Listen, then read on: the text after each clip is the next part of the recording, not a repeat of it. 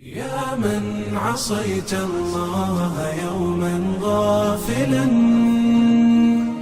أنسيت أن الله قد أعطاك نعم عليك كثيرة لو صنتها لأطعت خالقك الذي رباك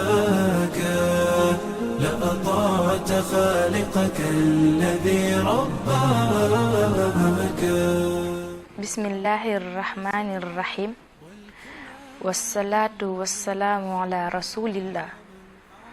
السلام عليكم ورحمة الله تعالى وبركاته. mbokki jullit yi ñoo ngi leen di nuyu te di ci tàbbal nuyoo sama mbokk yi ci plateau bi. émission bi nag mooy suñu émission bi njëkk ci suñu chaîne bi di Soumaya TV ñu di leen ci tënkal histoire Soumaya mi ñu tuddee chaîne bi ngir ngeen xam ci tuuti. Soumaya nag turam dëgg mooy Soumayatu bintu Xayaat teewul daan nañ ko woowee tamit Soumayatu ummu Amar maanaam Soumayatu yaayu Amar. li ko waral mooy Amar doomam la woon mu am kook Yaasir mi doonoon borom këram teewul amoon nañ jeneen doom ju tudd Abdallah. Soumaya nag ab jaam la woon ki doonoon sangam mooy Abu Hudayfa doomi al-Mughira doomi Abdallah al-Makhzumi. Soumayatu moomu nag bokkoon na ci juróom-ñaar njëkk a dugg ci lislaam te bokkuñu woon ci banu Hashim. ñoom ñooy ñi nga xam ne yonent bi sallallahu alayhi wa sallam daa woote rek ñu nangul ko. Soumayatu nag doonoon na ku ràññeeku ci saxaaba yonent bi sallallahu alayhi wa sallam ba tax na bokkoon na ci ñi gën a siiw. dugg googee ñu duggoon ci lislaam sax nekkoon na lu metti lool waa Quraysh ba tax na ñu leen daan mbugal yu metti ba jéggi dayo waaye lu mbugal ma daan metti taxul Soumaya teqalikoo benn yoon ak ngëmam. ci mbugal moomu sax ñu ko dëkkee woon a def ci la ñàkkee bakkanam. loolu moo tax Soumaya nekk jigéen bi njëkk shahid ci lislaam maanaam jigéen bi njëkk jaay bakkanam ngir lislaam taxaw bu ñu sukkandikoo ci li ñu Mujaahid nettali. Chers frères et sœurs musulmans, vous qui ne comprenez pas le Wolof, nous allons vous résumer en français ce que nous venons de dire. Donc, Soumayatu bint Khayat était la femme de Yaasir, avec qui elle a eu son fils Ammar, d'où son appellation Soumayatu Ammar. Elle fut esclave d'Abu Hudayfa, fils de Al-Mughira, fils de Abdallah al-Makhzumi. Elle fait partie des premiers à embrasser l'islam.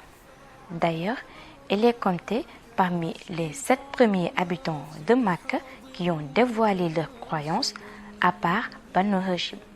De ce fait, Soumaya fait partie des plus connus sahaba du prophète sallallahu alayhi wa sallam. Cela a été un coup dur pour les Qurayshites. Par conséquent, il a été torturé à mort, mais il a toujours refusé d'abandonner l'islam, ce qui lui a coûté sa vie. Ainsi, Soumayatu Ummu Amar est la première martyre dans l'islam, d'après ce que nous a raconté Mujaahid. Dear sisters and brothers in Islam, allow me to summarize shortly the history of Soumaya. Soumaya was one of the first 7 to display Islam. She was tortured and pressured to abandon her faith, but she always refused to do it. She underwent every kind of torture, but she had never changed decision. her faith became more and more strong. Despite all those persecutions she suffered, in her advanced age, she remained Muslim until her death. She is the first martyr in Islam. li ñu mën a jàngee nag ci histoire Sumaya boobu ñu leen doon nettali mooy lu mbir metti metti warul tax ngay woyofal sa gëm yàlla ak yonent bi sallallahu alayhi wa sallam benn yoon rawatina di teqalikoo moom. mënees na ci jàngee itam ni yàlla subhanahu wa taala dañ ko war a wóolu te doyloo ko loolu mooy dangaa war a xam ne suñu boroom lu mu wax dëgg la te lu mu la dig dinga ko gis te boo ko doyloo wéeru ci moom mu sàmmal la sa ngëm. mën nañ cee jànge tamit ne gëm yàlla wóolu ko ak doyloo ko dina la dimbali ci mën a muñ bépp nattu bu wàcc sa kaw ak lu mu tartaa. am na leneen lu am solo tamit lu ci mat a jàngi mooy jigéen mës a des ginnaaw ci lislaam Sumaya nag wan nañu ne doon jigéen teewta doon jàmbaar doon jigéen teewta fonk sa diine ba tax na ñun jigéen ñépp war nañoo roy ci Sumayatu bint Xayyaat yàlla nañu ko yàlla fayal. Chers frères et sœurs, la leçon qu'on peut donc tirer de l'histoire de Soumaïatou est, quelles que soient les épreuves, on doit toujours garder notre foi. On ne doit s'en séparer pour rien au monde. On peut aussi en tirer comme leçon qu'on doit toujours placer sa confiance en Allah, car il ne manque jamais à ses promesses. Et on doit en tout s'en remettre à lui. Nous apprenons aussi de cette histoire qu'une foi inébranlable et une entière confiance en Allah nous aident à supporter tout ce qui nous arrive, aussi dur soit-il. Autre chose à retenir de cette histoire, la femme n'a jamais été en reste dans l'islam. Elle y a toujours joué un rôle important. Aussi a-t-elle été toujours courageuse et pratiquante. Alors, mes sœurs, je vous invite à emboîter le pas à Soumayatou Ammar.